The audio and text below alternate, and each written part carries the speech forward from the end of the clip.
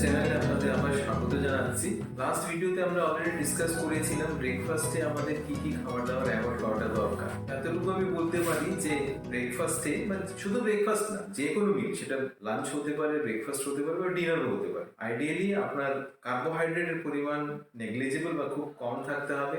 Refined sugar, সুইটসের পরিমাণ eliminate করতে হবে। হেলদি ফ্যাট খাবারে ইনকর্পোরেট বা বেশি করে রাখতে হবে। হেলদি ফ্যাটের মধ্যে পড়ছে monounsaturated fat and omega 3 fatty acids. Trans fat আমাদের অ্যাভয়েড করতে হবে। লাস্ট ভিডিওতে আমরা দেখেছি কিসে ট্রান্স ফ্যাট পাওয়া যায়। এন্ড আমাদের প্রোটিনের মডারেট কনজাম্পশন করতে, এটার সঙ্গে বিভিন্ন ভিটামিনস বা মিনারেলসে খাবার দাবারে থাকাটা ইম্পর্টেন্ট। তো এটাই হচ্ছে all in all, in summary, একটা আইডিয়াল মিলে কি কি থাকা দরকার, মেজর কনস্টিটিউয়েন্টস। তো এই ক্রাইটেরিয়াকে কিন্তু ফুলফিল করছে একটা বিশেষ খাবার, সেটা হচ্ছে এগ বা ডিম। আমরা অনেকেই ডিম খেয়ে থাকি, কিন্তু অনেক মিসকনসেপশন আছে ডিম সম্পর্কে। আজ আমরা আসলে জেনে নিই ডিমের সম্পর্কে। স্পেশালি আপনি যদি ব্রেকফাস্ট নিতে চান, তো egg is an excellent food to start your day, first meal of the day. তো ডিম বা এগে is very good quality protein আছে।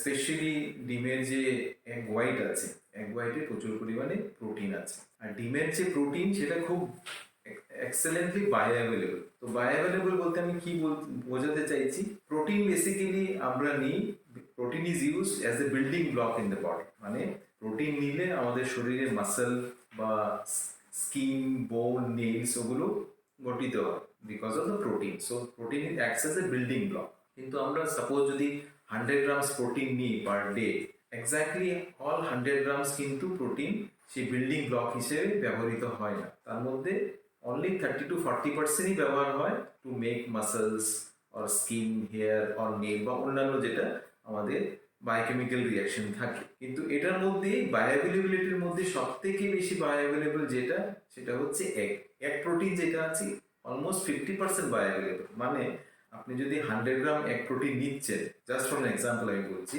সেই 100 গ্রামের মধ্যে কিন্তু 50 গ্রাম এগ প্রোটিন কিন্তু ব্যবহার হবে আপনার মাসেল বিল্ড আপের জন্য। সেই হিসেবে ফিশ অ্যান্ড মিট, এটাতে যে প্রোটিন আছে সেটা অনলি অ্যারাউন্ড 30% ব্যবহার হয় এই প্রোটিন, মানে মাসেল বিল্ডিং হিসেবে। অ্যান্ড সোয়া প্রোটিন, যেটা সাধারণত আমরা বলি is a good source of protein, specially vegetarian people. Soya protein কিন্তু অনলি 15 to 17% ব্যবহার হয় অ্যাজ এ মাসেল বিল্ডিং প্রপার্টি। তো দেখা গেল যে এগ বা ডিমে যে প্রোটিন আছে is a very high quality protein, আর সেটা অলমোস্ট 50% ব্যবহার হয় as a skin, muscle, hair বা অন্যান্য যেটা বায়োকেমিক্যাল রিয়াকশন আমাদের শরীরে দরকার সেটা হিসেবে। তো egg is a good source of protein. আর প্রোটিন আমাদের খাদ্যে থাকা দরকার, around 30 to 40 grams of protein আমাদের খাদ্যে থাকা দরকার। প্রোটিন নিলে মডারেট কনজাম্পশন যদি আমরা প্রোটিন নিই, তো প্রোটিন আমাদের ফুলনেস দেয়, তো আমাদের বারবার খিদে পায় না। তো সেটা ওয়েট লসের জন্য খুব ইম্পর্টেন্ট। তো এগ বা ডিম নিলে আপনাদের যে ওয়েট লস জার্নি, সেটার জন্য একটা বিশেষ খাদ্য হচ্ছে এগ, কারণ এগে প্রচুর পরিমাণে প্রোটিন থাকে, স্পেশালি এগ হোয়াইট। সেকেন্ড যেটা হচ্ছে, এগে কার্বোহাইড্রেট, ডিমে কার্বোহাইড্রেট অলমোস্ট নেগলিজিবল থাকে, আর ডিমের গ্লাইসেমিক ইন্ডেক্স অলমোস্ট 0। তার মানে হচ্ছে আপনি যদি ওয়েট লস করতে চান বা আপনার যদি সুগার আছে, egg is a good source of food. Even দেখা গেছে কি এগ কনজাম্পশনে টাইপ 2 ডায়াবেটিসের প্রিভ্যালেন্সও কমে যায়। মানে আপনাকে ডায়াবেটিস যদি প্রিভেন্ট করতে চান, egg is a good source in that. তো এগে কার্বোহাইড্রেট অলমোস্ট নেগলিজিবল, এগে হাই কোয়ালিটি প্রোটিন আছে, আর এগে বা ডিমে is a good quality fat আছে, specially monounsaturated fat and omega 3 fatty acid. Omega 3 fatty acid আমরা জানি হচ্ছে একটা পলিআনস্যাচুরেটেড ফ্যাট, যেটা বেসিক্যালি অ্যান্টি ইনফ্লেমেটরি এজেন্ট, যেটা বডিতে ইনফ্লেমেশন প্রতিরোধ করায়। আর ইনফ্লেমেশনই বেসিক্যালি অল ক্রনিক ডিজিজের জন্য দায়ী, সেটা হার্ট ডিজিজ হোক, হার্ট অ্যাটাক হোক, স্ট্রোক বা কিডনি ডিজিজ বা অন্যান্য ক্রনিক যেগুলো ডিজিজ আছে, ডিমেনশিয়া, ওগুলোর জন্য কিন্তু মেইন যেটা জিনিস যেটা ড্রাইভ করছে সেটা হচ্ছে ইনফ্লামেশন। তো omega 3 is an anti inflammatory substance, and এগে প্রচুর পরিমাণে ওমেগা 3 পাওয়া যায়, স্পেশালি কুসুমে। আমরা অনেকেই ভাবি যে কুসুম খাওয়াটা ভালো না, কুসুম আমরা ডিসকার্ড করে দিই, আমরা অনেকেই শুধু এগ হোয়াইটটা নিচ্ছি। আসলে কিন্তু that is a wrong concept, কারণ কুসুম যেটা আছে বা এগ ইয়েলো যেটাকে আমরা বলি, সেটাতে প্রচুর পরিমাণে নিউট্রিয়েন্টস আছে, নিউট্রিয়েন্ট ডেন্স। তো কুসুমে অন্যান্য যেটা জিনিস আছে সেগুলো হচ্ছে কোলিন। কোলিন হচ্ছে একটা সাবস্টেন্স যেটা ডায়েটে থাকা উচিত, কারণ কোলিন থেকে অনেক বেনিফিশিয়াল এফেক্ট দেখা যায়, যেমন কোলিন আপনার ফ্যাটি লিভার প্রিভেন্ট করছে। এখন আজকালকার দিনে fatty liver is a very common problem. তো choline prevents fatty liver. Choline even হার্টের ডিজিজের জন্য ভালো, ইট প্রিভেন্টস হার্ট ডিজিজ বা heart attack. Choline basically is a neurotransmitter in the brain.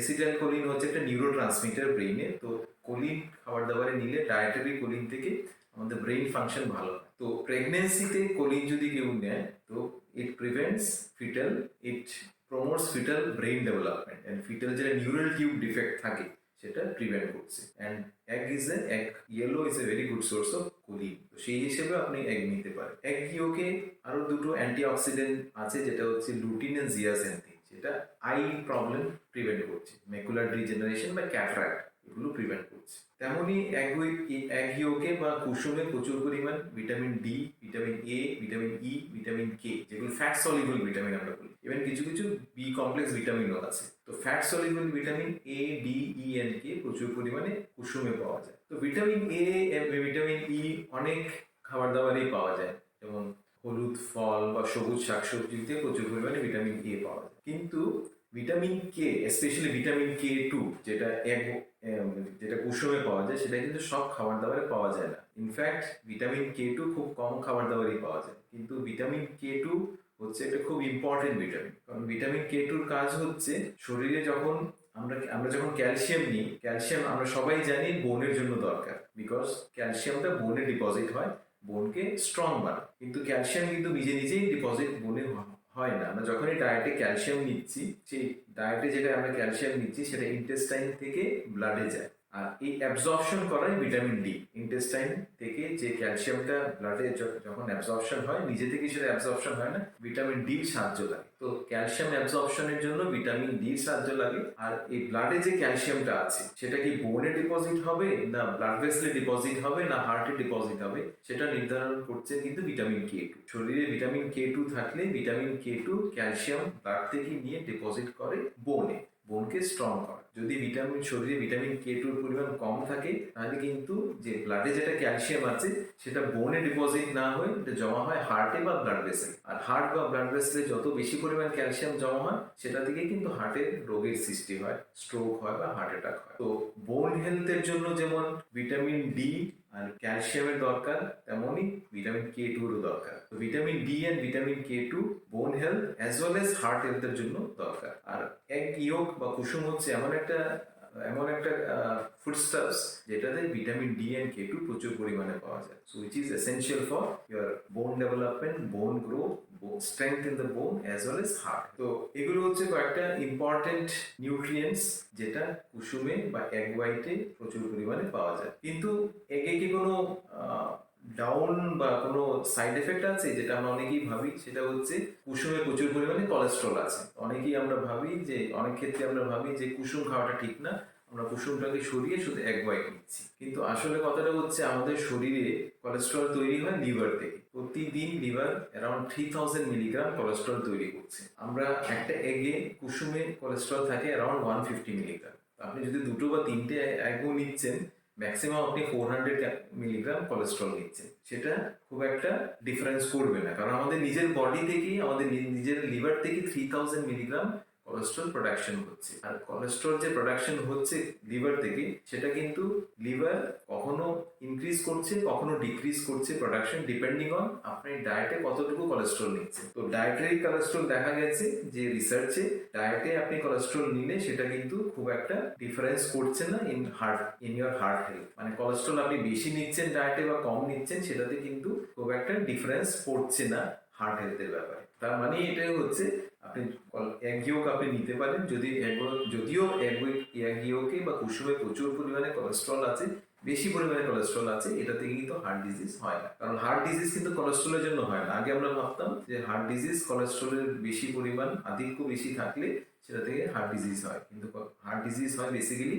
Sugar থেকে বা হাই ইনসুলিন থেকে, ইনফ্লামেশন থেকে, স্ট্রেস থেকে, ব্যাড অয়েল থেকে। Ultimately oxidation and toxicity, bad oil, high sugar and high insulin কিন্তু blood vessel damage করে। High cholesterol কিন্তু blood vessel damage করে। তো অল ইন অল আপনি কুসুম নিতে পারেন। কুসুমে কোলেস্ট্রল থাকলেও it won't cause any heart disease. আপনার ওজন নিয়ন্ত্রিত রাখতে সাহায্য করবে, আপনার ডায়াবেটিস প্রিভেন্ট করবে, আপনার আই হেলথের জন্য, আপনার ব্রেইন হেলথের জন্য, আপনার ফ্যাটি লিভারের জন্য। কিন্তু কারো কারো আছে এগ প্রোটিন অ্যালার্জি আছে, তো এগ প্রোটিন অ্যালার্জি থাকলে এগ আপনাকে অ্যাভয়েড করতে। আরেকটা যেটা ইম্পর্টেন্ট হচ্ছে এগ কনজাম্পশনের ক্ষেত্রে, ডিম কনজাম্পশনের ক্ষেত্রে আপনি কিভাবে নেবেন। যদি আপনি অয়েল ছাড়া ব্যবহার করতে পারেন এগ, যেমন আপনি যদি ডিম সেদ্ধ করতে পারেন যেটাতে অয়েলের দরকার হয় না, বা যদি পোচিং করতে পারেন, তো that is good form of you can take like eggs like that. কিন্তু যদি আপনি তেল ব্যবহারই করতে হয়, you should use good quality oil, heat stable oil. আমরা নেক্সট অন্যান্য ভিডিওতে আমরা জেনে নেবো কি হিট স্টেবল অয়েল কি কি। তবু মোটামুটি আপনি এটা এতটুকু জেনে নিন যে বিভিন্ন টাইপের, স্পেশালি যেগুলোতে স্যাচুরেটেড ফ্যাট আছে অয়েলে, যেমন কোকোনাট অয়েল বা অ্যাভোকাডো অয়েল বা ওয়ালনাট অয়েল বা মাস্টার্ড অয়েল, ওগুলো হিট স্টেবল অয়েল। তো আপনি যদি অমলেট করতে চান বা কোনো কিছু কারি বানাতে চান ডিম দিয়ে, তো আপনি হিট স্টেবল অয়েল ব্যবহার করুন। তো আরেকটা ইম্পর্টেন্ট জিনিস এগ কনজাম্পশনের জন্য আপনাকে মাথায় রাখতে হবে, সেটা হচ্ছে আপনি তো এগ নিচ্ছেন, egg is A super food because of all the health benefit. কিন্তু কোথা থেকে একটা আসছে সেটাও ডিপেন্ড করছে। মানে আমরা সাধারণত মুরগির ডিম খাই, তো মুরগিটা কোথা থেকে আসছে। যদি ফার্ম রেইজড হয়, ফার্ম রেইজ মুরগি হলে তো সাধারণত এদের আর্টিফিশিয়াল ফিড দেওয়া হয়, যেগুলোতে কর্ন বা সোয়ে থাকে। কর্ন বা সোয়েতে প্রচুর পরিমাণে ইনফ্লেমেটরি ওমেগা 6 থাকে। তো এইগুলো মুরগি যেগুলো ফার্ম রেইজ হয়, ওগুলোতে কিন্তু প্রচুর পরিমাণে ইনফ্লেমেটরি ওমেগা 6 থাকে। আমাদের শরীরে যত বেশি ওমেগা 6 থাকবে সেটা কিন্তু হার্মফুল। ওমেগা 3 বেনিফিশিয়াল, কিন্তু এক্সেসিভ ওমেগা 6 ইজ হার্মফুল। তো ফার্ম রেইজ যদি মুরগি হয়, যেহেতু ওদের শরীরে প্রচুর পরিমাণে ওমেগা 6 থাকে, তার জন্য ফার্ম রেইজ মুরগিটা অ্যাভয়েড করলে বেটার, সেটা এগের ক্ষেত্রেই হোক বা চিকেন মাংসের ক্ষেত্রেই হোক। তো যদি হোম গ্রোন যদি মুরগি থাকে, যেটা স্পেশালি রোমিং করছে ইন দ্য ফ্রি এনভায়রনমেন্ট, যে মুরগি আপনার মানে গ্রাস নিচ্ছে বা বিভিন্ন ওয়ার্মস নিচ্ছে, সেসব মুরগিতে কিন্তু ওমেগা 3 পরিমাণ বেশি থাকে। আমরা অলরেডি ডিসকাস করেছি omega 3 is anti inflammatory, inflation প্রতিরোধ করছে। তো আমাদের যদি মুরগি মানে ডিম নিতে হয় বা চিকেন যদি নিতে হয়, is better to take from not from a farm, not better to take from a free roaming homegrown chicken. তো all in all, in summary, আমি এটাই বলবো যে egg is an excellent source of energy, excellent breakfast food. তো তার জন্য আমরা সাধারণত বলি সানডে ইয়া মানডে রোজ খাও আন্ডে, বিকজ এগ এর প্রচুর হেলথ বেনিফিট আছে। তো নেক্সট ভিডিওতে আমরা ডিসকাস করব ব্রেকফাস্টে আর কি কি আমরা what all foods we can incorporate in our breakfast. So thank you all for your patient hearing. আপনার ভিডিওটা যদি ভালো লেগে থাকে